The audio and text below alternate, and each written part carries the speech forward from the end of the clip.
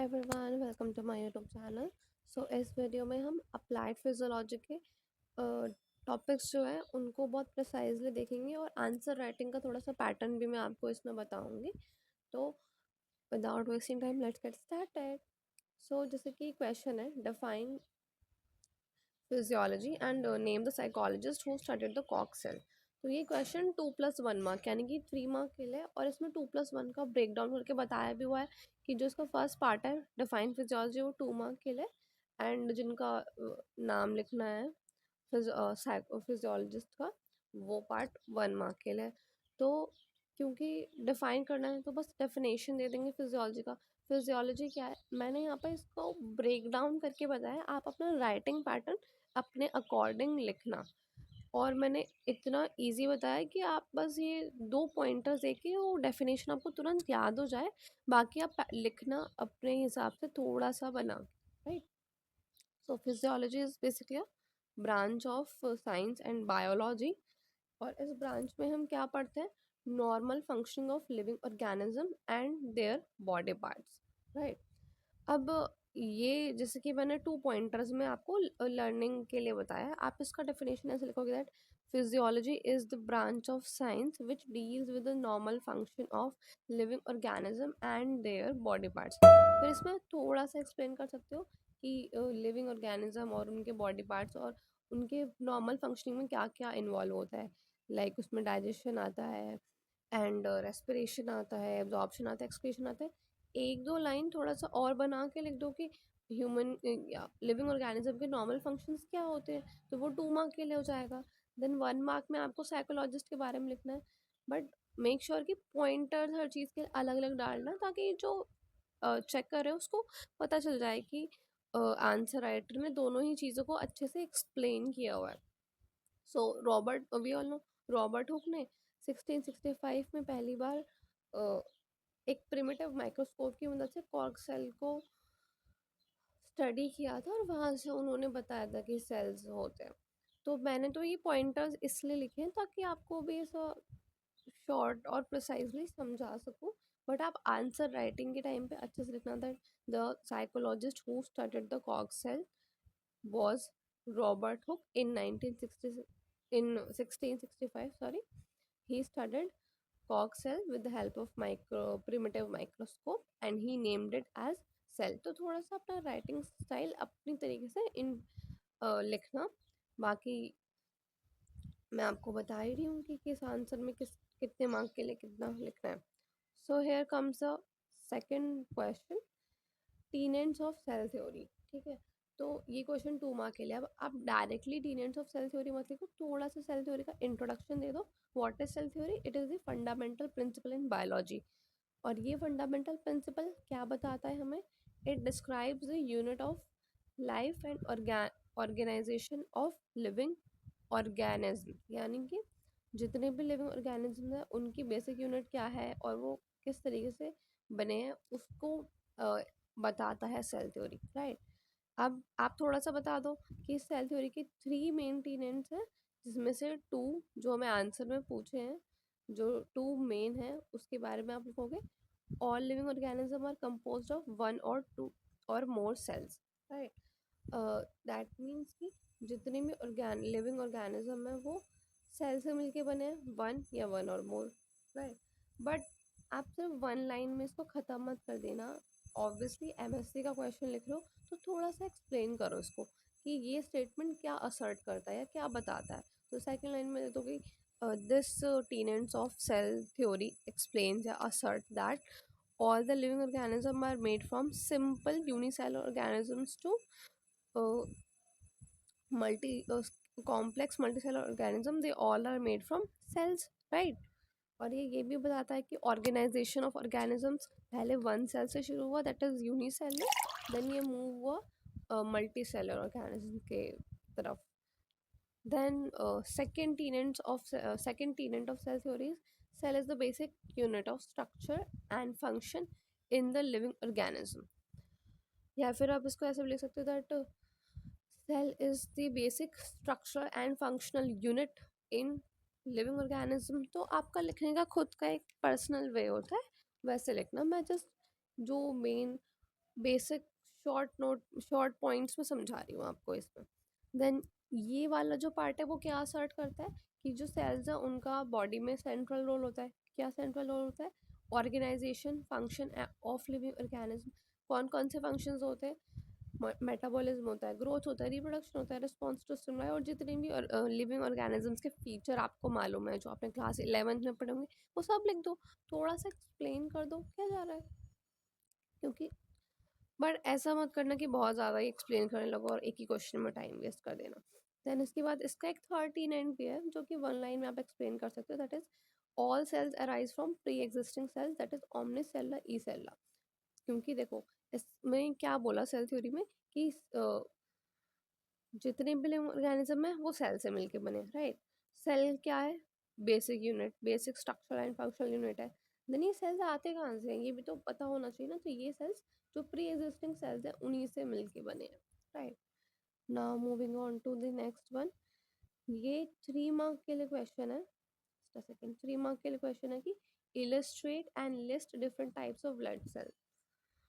अब हमें पता है different types of blood cells क्या है। Erythrocytes that is RBC, leucocytes WBC, thrombocyte platelets.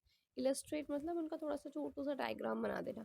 Most important है कि भाई आप physiology that is a branch of biology इसका पेपर दे रहे हो तो मेक श्योर कि डायग्राम्स बना देना इफ पॉसिबल, जिसमें पूछा है उसमें भी। और जिस क्वेश्चन में अगर आपको लगता है कि टाइम नहीं बचा है बट आपको वो क्वेश्चन आता है तो फ्लो चार्ट या डायग्राम बना दोगे तो भी आपको वहाँ मार्क्स मिल जाएंगे, क्योंकि वी ऑल नो बायोलॉजी में डायग्राम का काफ़ी इंपॉर्टेंस होता है। देन थोड़ा सा इनका डिस्क्रिप्शन भी दोगे। अब ऐसा नहीं है कि सिर्फ उनका नाम और डायग्राम बना के ही हो जाएगा। 3 मार्क का क्वेश्चन है तो ऑब्वियसली थोड़ा तो लिखोगी। एरिथ्रोसाइट्स क्या होते हैं? First of all full form, एक सेकेंड। एरिथ्रोसाइट्स का दूसरा नाम क्या होता है? आरबीसी। आरबीसी का फुल फॉर्म लिख दो, रेड ब्लड सेल्स। देन उसके बाद इसका लाइफ स्पैन कितना होता है? 120 डेज होता है। इसका फंक्शन क्या होता है कि ये ऑक्सीजन को ट्रांसपोर्ट करता है, कहाँ से? लंग से लेकर टिश्यू और जो भी ऑर्गन्स है वहाँ तक ऑक्सीजन को ट्रांसपोर्ट करता है। एंड CO2 के साथ वाइस वर्सा, मतलब कि ऑर्गन से लेकर लंग्स तक लेकर जाता है CO2 को, वहाँ से उसको एक्सहेल आउट कर देते हैं। देन इसका शेप लिख दो, बाइकनकेव शेप का होता है और हीमोग्लोबिन पैक्ड होता है। और इसी हीमोग्लोबिन की वजह से रेड ब्लड सेल्स को अपना रेड कलर मिलता है। अगर पूछा जाए कि ये बनते कहाँ से हैं तो ये जो बोन मैरो होता है उसमें स्पेसिफिकली रेड बोन मैरो होता है, वहाँ से मैन्युफैक्चर होता है। उसके बाद इसका डायग्राम बेसिकली ऐसा बाइकॉनकेव सा स्ट्रक्चर होता है। डायग्राम बना दोगे तो काफ़ी हेल्पफुल होगा।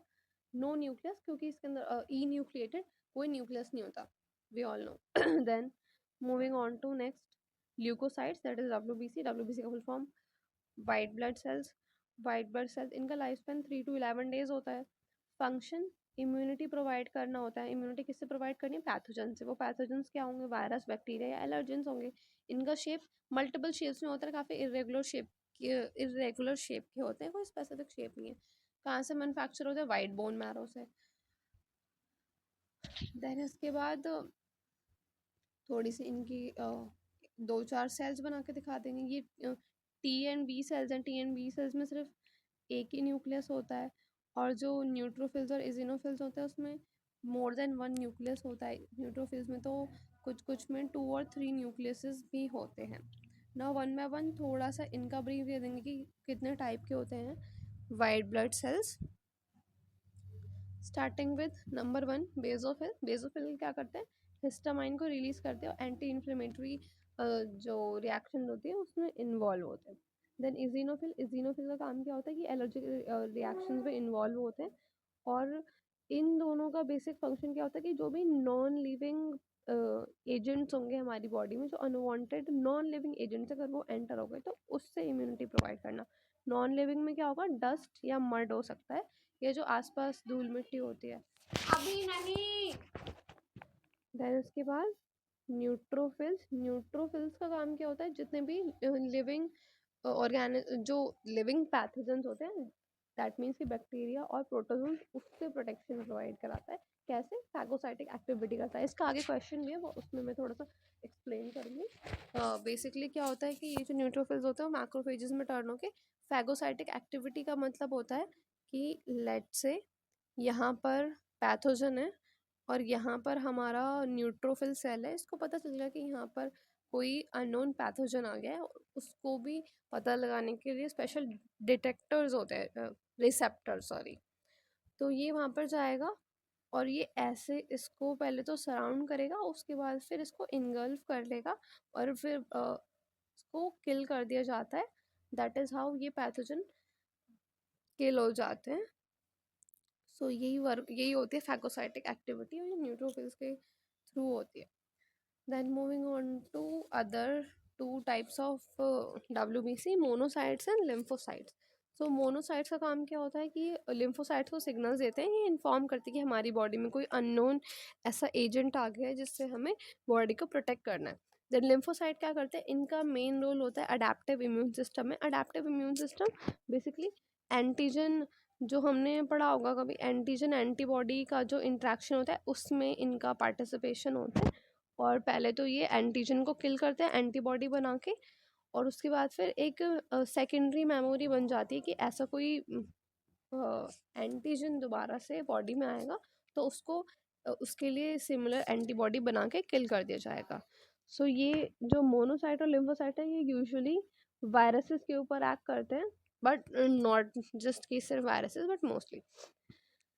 देन उसके बाद last type of cell is platelets, जिसे थ्रोम्बोसाइट भी बोलते हैं। इनका लाइफ स्पैन 10 to 12 days होता है। इसका फंक्शन होता है blood clotting, we all know. इसकी जो शेप होती है वो इरेगुलर या थोड़ी सी डिस्क शेप होती है, काफ़ी छोटे होते हैं साइज में, एज यू कैन से काफ़ी इरेगुलर सी शेप है इसकी। Then next question, what are macrophages, enlist any two function of macrophages. तो ये 4 मार्क के लिए ये क्वेश्चन, 2+2। अगेन 2 मार्क में हमें एक्सप्लेन करना है कि मैक्रोफेजेस क्या होते हैं, 2 मार्क है उसके फंक्शन को इनलिस्ट करने के।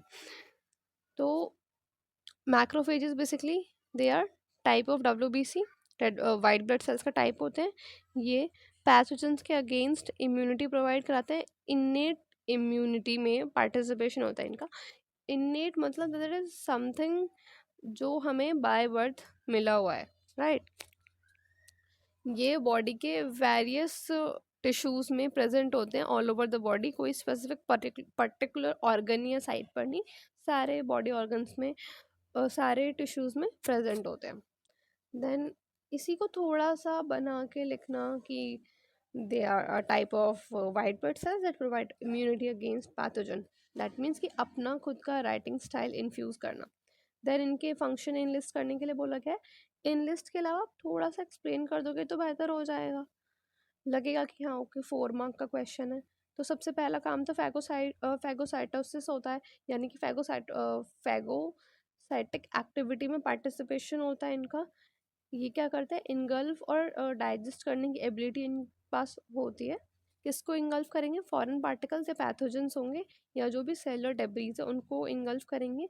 ये रिकॉग्नाइज करते हैं अपने टारगेट को थ्रू वेरियस रिसेप्टर, और उन रिसेप्टर्स का नाम क्या होता है, फैगोसोम्स। देन सेकेंड इसका जो फंक्शन होता है वो होता है antigen presentation. Antigen presentation basically कि जो अडेप्टिव इम्यून सिस्टम होता है, जो मैंने बताया था कि जो लिम्फोसाइट्स होते हैं वो एंटीजन एंटीबॉडी इंटरेक्शन करते हैं, तो ये उन लिम्फोसाइट्स को इन्फॉर्म भी करेंगे कि there is some kind of antigen present in body, go and act there. ये एक्टिवेट करते हैं लिम्फोसाइट्स को, डिटेक्ट करेंगे कोई भी थ्रेट या कुछ भी ऐसा एक्सटर्नल फॉरेन पैथोजन है बॉडी में, और इसी को अडेप्टिव इम्यूनिटी बोलते हैं। उस जो भी एंटीजन होगा उसके अगेंस्ट एंटीबॉडी बना के उसे भी किल कर दिया जाएगा। तो इनका पार्ट ये तो नेचुरली तो ये इन्नेट इम्यूनिटी होती है एक तरीके की, बट ये अडेप्टिव इम्यून रिस्पॉन्सेज में भी आप पार्टिसिपेट करते हैं। देन एक और क्वेश्चन है, enlist 4 chambers of heart. Heart के जो 4 चेम्बर्स होते हैं उनके बारे में बताना है। तो पहला है right atrium, then right ventricle, left atrium, left ventricle. पहले इनके नाम लिख दो, 2 लाइन तो ऐसी ही भर गई फिर उसके बाद 1 बाय 1 इनको एक्सप्लेन करो। राइट एट्रियम, राइट एट्रियम का काम क्या होता है कि इसमें डीऑक्सीजनेटेड ब्लड आता है। डीऑक्सीजनेटेड ब्लड कहाँ से आता है, बॉडी से आता है। डीऑक्सीजनेटेड ब्लड बोलने का मतलब है कि इस ब्लड में ऑक्सीजन का अमाउंट नहीं है, इसमें CO2 है। तो इस CO2 को एक्सक्रीट आउट करना है और इसे ऑक्सीजन रिच बनाना है। तो ये सबसे पहले कहाँ पर आया, राइट एट्रियम में। राइट एट्रियम में आया किसके थ्रू, वीना कावा के थ्रू। सुपीरियर और इन्फीरियर दोनों वीना कावास के थ्रू ये आता है राइट एट्रियम में बॉडी से। और उसके बाद राइट एट्रियम इस ब्लड को राइट वेंट्रिकल में पंप कर देता है थ्रू ट्राइकस्पिड वाल्व। अब ये जो ब्लड है, सेकंड आप लिख दो राइट वेंट्रिकल। थोड़ा सा इसको एक्सप्लेन कर दो कि इसमें क्या होता है। इसमें डीऑक्सीजनेटेड ब्लड आता है राइट एट्रियम से, उसके बाद ये क्या करता है, ब्लड को लंग्स के पास पंप कर देता है, क्योंकि इस ब्लड में ऑक्सीजन नहीं है, CO2 है, तो CO2 को एक्सक्रीट आउट करना है और ऑक्सीजन रिच बनाना है, तो इसके लिए लंग्स के पास ही जाएंगे। कौन सी आर्टरी के थ्रू, पल्मोनरी आर्टरी के थ्रू। और वाल्व कौन सा इन्वॉल्व होता है, पल्मोनरी वाल्व। देन उसके बाद लेफ्ट एट्रियम। लेफ्ट एट्रियम में क्या होता है, ऑक्सीजन रिच ब्लड आता है या ऑक्सीजनेटेड ब्लड आता है। थोड़ा सा इसको एक्सप्लेन अपने तरीके से कर सकते हो कि ऑक्सीजनेटेड ब्लड क्या होता है, that is oxygen rich blood कहाँ से आएगा, लंग से आएगा थ्रू पल्मोनरी वेन्स। और फिर ये जो ऑक्सीजनेटेड ब्लड होता है वो लेफ्ट वेंट्रिकल में ट्रांसफर कर दिया जाता है थ्रू बायकस्पिड वाल्व। अब जो ब्लड है वो राइट वेंट्रिकल में आ गया। राइट वेंट्रिकल में ब्लड आया और ये क्या करेगा, ब्लड को पंप कर देगा बॉडी पार्ट्स में थ्रू एरोटिक वाल्व और एरोटा, जो कि बॉडी की लार्जेस्ट आर्टरी होती है। और ये जो चारों चेम्बर्स होते हैं हार्ट के, वो इंश्योर करते हैं कि बॉडी में कॉन्टिन्यूस ब्लड फ्लो होता रहे। So that's all for this video. आगे के इंपॉर्टेंट टॉपिक्स और नोट्स नेक्स्ट वीडियो में देखेंगे। तब तक के लिए bye bye, take care, happy learning.